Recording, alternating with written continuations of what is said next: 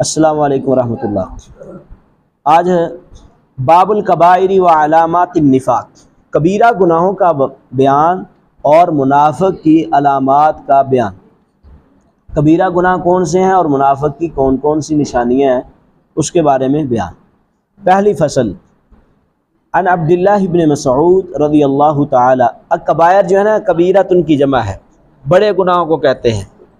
اور بڑے گناہ کبیرہ گناہ کی تعریف یہ ہے کہ جس پر اللہ رب العزت نے جس کام سے روکا ہو سختی کے ساتھ، اور یا جس کام پہ عذاب وغیرہ وعید سنائی ہو، جس کے کرنے پر کوئی وعید ہو، اس کے کبیرہ گناہ کہتے ہیں۔ اور نفاق کسے کہتے ہیں؟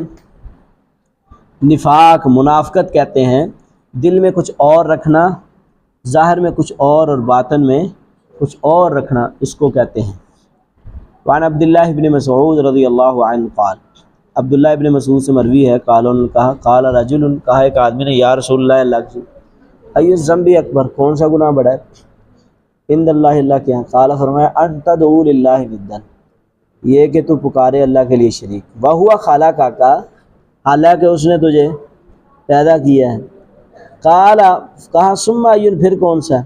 قال کا ان تقتل والدک، یہ کہ تو قتل کرے اپنی اولاد کو، خشیت، اس ڈر سے، ان یتام معک، اور یہ کہ وہ تیرے ساتھ کھائے۔ اور یار آج کل گولیاں کھلا دیتے ہیں بیویوں کو، مزید بچے دو ہی اچھے، یہ کبیرہ گناہ ہے۔ حمل ضائع کرنا یہ کبیرہ گناہ۔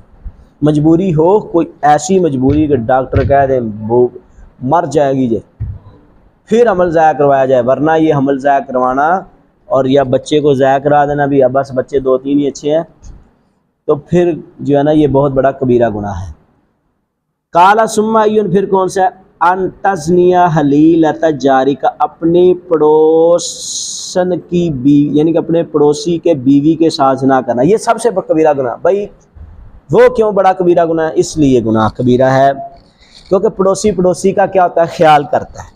نبی صلی اللہ علیہ وسلم نے فرمایا، اگر میں کسی کو وراثت دینا، کسی اور کو دینا ہوتا تو میں پڑوسیوں کے بھی وراثت، یعنی کہ صحابہ بلکہ کہتے ہیں کہ نبی صلی اللہ علیہ وسلم پڑوسیوں کے اتنے حقوق بیان کیے، ہمیں ڈر لگ گیا شاید پڑوسیوں کی وراثت کا حکم ہی نہ آ جائے۔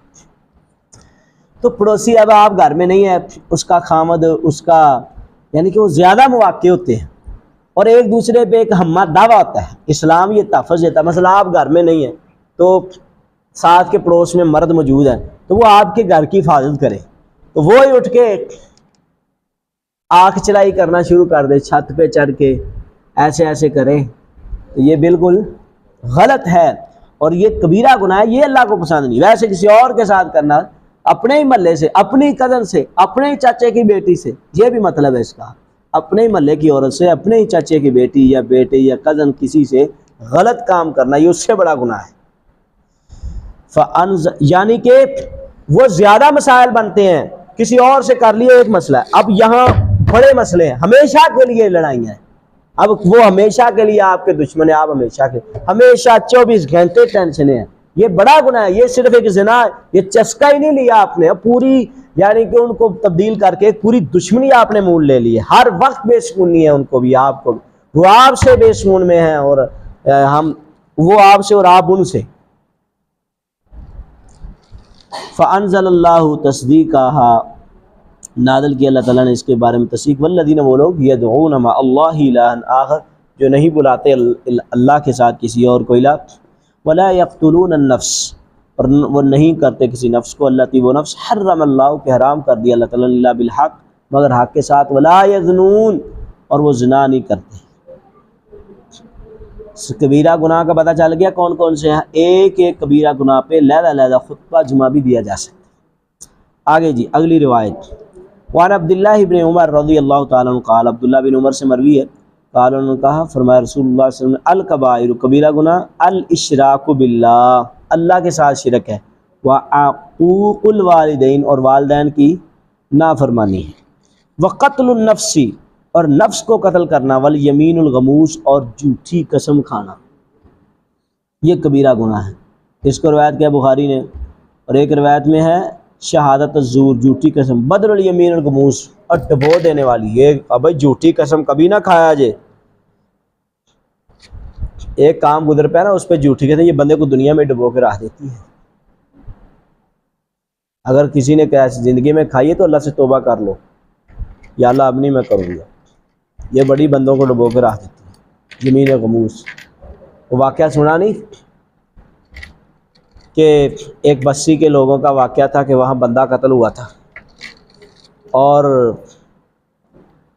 ایک قتل کا بدلہ یعنی کہ اگر دیت بنے تو کتنی اونٹ ہے؟ 100 اونٹ ہے۔ تو بستی والوں کے سامہ کے باب میں یہ حدیثیں آئیں گی آگے مشکات المصابیح میں۔ تو ایک کام انہوں نے کیا کیا کہ باقی ساروں نے 49 نے قسمیں دے دی کہ ہماری بستی کے لوگوں نے قتل نہیں کیا۔ ایک مائی تھی، اس کو پتا تھا یہ جھوٹی قسمیں ہیں، یہ کیا ہیں؟ جھوٹی۔ اس مائی نے کیا کہا؟ اس مائی نے کہا بھائی میں قسم نہیں دے سکتی، میرے ایک ہی بیٹا ہے یا میری یہی اولاد ہے، میں اس کی طرف سے ایک کو کتنے اونٹ آ رہے تھے؟ 50 قسمیں تھی نا، ایک نہ قسمیں دے تو 2 اونٹ بنتے، میرے اونٹ 2 لے جاؤ دیت۔ اگلا سال آیا، حدیث میں آتا ایک بھی نہیں بچا تھا، سب تباہ ہو گئے، سب مر چکے، سب بیماریوں میں مبتلا کے مر گئے، صرف وہی مائی کے وہ بچے بچے جس نے دیت دی۔ یہ ڈبو دیتی ہے قسم، یہ بندے کو بیڑا غرق کر دیتی ہے، تباہ کر دیتی ہے۔ اور کبھی قسم نہیں کھانی، آپ نے قسم نہیں کھانی، یہ مجبور کر دیتے ہیں لوگ سر پہ قرآن رکھ کے یہ قسم کھاؤ۔ ہاں جو سچے ہو جس میں کھاؤ قسم، کوئی مسئلہ نہیں ہے، اور جس میں آپ جھوٹے ہو تھوڑا سا ادھر ادھر معاملہ ہے، اور یہ نہیں ہے بندہ اگلے کو دھوکہ دے رہا ہوتا ہے۔ اور قسم ہمیشہ دینے والے کے اوپر نہیں ہوتی، قسم لینے والے کے حساب سے ہوتی ہے۔ آپ چاہے کسی اور معاملے کی قسم کھاتے رہیں، دل میں کچھ اور رکھ کے کھائیں، میں تو فلاں کی دل میں رکھتا ہوں، قسم ہوتی ہے اگلے بندے کے حساب سے، اگلا بندہ کیا قسم لے رہا ہے، وہ کیا سمجھ رہا ہے۔ تو آج کل ہمارے یہاں مل جاتے ہیں ہمیشہ، یا آپ جائیں کچہریوں میں چولے پہنے ہوتے ہیں قسموں کے لیے، جھوٹی قسم دینے والے آپ کو مل جائیں گے۔ عدالتوں میں ضرورت پڑتی ہے نا قسموں کی، آپ کو تھوڑے سے پیسے دینے، 1000-2000 روپے دیں ان کو، جھوٹی قسم کھائیں گے، ان کا روزانہ کا کام۔ ایسے لوگ تباہ ہو جاتے ہیں۔ اس نے رستہ دیا، اس پہ بھی لعنت برسے گی۔ وانا بھی اللہ ہمیں معاف فرمائے، اللہ ہمیں محفوظ فرمائے، اللہ ہماری حفاظت فرمائے، اللہ ہمیں سب کو معاف فرمائے۔ اگر ایسا کوئی غلط کام ہو چکا ہے، اللہ سب کو معاف فرمائے۔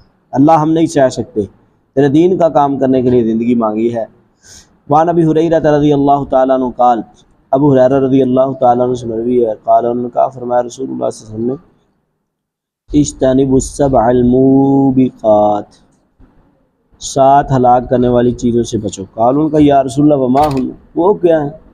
قال فرمایا شرک باللہ، اللہ کے ساتھ شرک کرنا یہ بھی ہلاک کر دیتا ہے، والسحر، جادوگر کے پاس جانا یا جادوگری سیکھنا یہ بھی ہلاک، وقتل النفس التی، اور قتل کر دینا اس نفس کو، حرم اللہ الا بالحق، کہ حرام کر دیا اللہ تعالیٰ نے حق کے ساتھ، واکل الربا، اور سود کھانا، واکل مال الیتیم، یتیم کا مال کھانا، وتولا، اور بھاگنا، یوم الزحف، کس دن سے؟ لڑائی کے دن۔ اور بھائی اس وقت کچھ بھی نہ ہو کوئی مسئلہ نہیں ہے، کچھ دن ایسے ہوتے ہیں کہ کچھ بھی نہ ہو، کوئی کام نہ کرے، وہاں موجود ہونا ہی کافی ہوتا ہے۔ مثال کے طور پر میدان مقتل ہے، میدان مقتل میں آپ سے کچھ نہیں ہوتا لیکن پیچھے نہیں مڑنا، پیچھے مڑو گے ایک بندہ 2 بڑے، پتہ نہیں کتنے لوگوں کے ارادے پست ہو جاتے، آپ کچھ نہیں کر رہے، پتہ یار یہ بھی لڑ رہا ہے۔ اسی طرح ہماری زندگی میں کئی ایک معاملات ہوتے ہیں، کئی ایسے مواقع ہوتے ہیں، ہم وہ ایک دن مدرسے میں ایسا ہو سکتا ہے، ایک دن ایک استاد کا اس کے پورے سال سے زیادہ قیمتی ہوتا ہے اس کا یہاں موجود ہونا، ٹھیک ہے۔ اگر وہ اس موقع پہ نہیں آتا تو کتنی شرمندگی کی۔ کئی طالب علم ایسے ہوتے ہیں ان کا اس موقع پہ ہونا ضروری ہوتا ہے، اس لیے کئی مواقع ایسے ہوتے ہیں کہ استاد کا ساتھ کھڑے ہونا یا ادارے والوں کا اس وقت ساتھ کھڑے ہونا، کسی استاد کے لیے ادارے والوں کا کھڑے ہونا، یا کسی استاد کا ادارے والوں کا ساتھ دینا، یا ادارے والوں کا استاد کے ساتھ دینا، یا ایسے ہی ہمارے گھروں میں رشتہ داروں کے ساتھ معاملات ہوتے ہیں، کئی ایسے وقت ہوتے ہیں ان میں اگر کوئی بندہ ساتھ نہیں کھڑا تو وہاں دوستیاں بدل جاتی ہیں، زندگیاں بدل جاتی ہیں، پتہ ہی اس وقت چلتا ہے۔ اگر کسی کا ساتھ دینا ہے تو جان دے دو۔ وَتَوَلَّا یوم الزحف، اور لڑائی کے دن پھر پیچھے نہیں بھاگنا۔ اگر آپ کا ساتھی دوست کسی مشکل میں پھنس گیا تو یہ نہ اس کو چھوڑ دے اور کئی لوگ ایسے ہوتے ہیں پھر جا کے خود انٹرویو دے دیتے ہیں، جی ہمارا بندہ پھنس گیا نا کسی کام میں، بیچارہ پھنس ہی جاتا ہے، وہ پھنسا ہے شاید وہ اس لیے پھنس گیا یا اس سے غلطی اس لیے ہو گئی ہے کہ شاید اس سے کئی لوگوں کا احتساب ہو جاتا ہے، تو ہوتا کیا ہے کئی جا کے نا تھانے میں رپورٹ درج کرا دیتے ہیں ہمارا تو ان سے تعلق ہی نہیں ہے، کئی کہتے ہیں میں تو اس کو پہلے بڑا برا سمجھ، بڑی مجبور کے ساتھ ہم چلا رہے تھے، نہیں، اگر کسی کے ساتھ چلے ہو تو اس کا ساتھ دو اپنی زبان مال عزت کے ساتھ۔ وقذف المحصنات المؤمنات الغافلات، غافل مومنہ اور نیک پاک دامن عورتوں پر تہمت لگانا یہ بھی بہت بڑا کبیرہ گناہ ہے، اللہ ہمیں محفوظ فرمائے۔